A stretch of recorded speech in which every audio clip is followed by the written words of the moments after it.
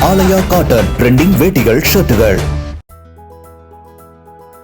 தூத்துக்குடி தொகுதியில் போட்டியிடும் அமைச்சர் கீதா ஜீவன் தமிழகத்தை அனைத்து துறைகளிலும் முதன்மை மாநிலமாக மாற்றிய முதலமைச்சர் மு.க.ஸ்டாலினின் ஆட்சி தொடர உதயசூரியன் சின்னத்திற்கு வாக்களிக்குமாறு கேட்டுக் கொண்டார். தமிழ்நாட்டின் மண், மொழி மற்றும் மானத்தை பாதுகாக்க மீண்டும் திமுக ஆட்சி அமைவது அவசியம் என பிரச்சாரத்தில் அவர் வலியுறுத்தினார்.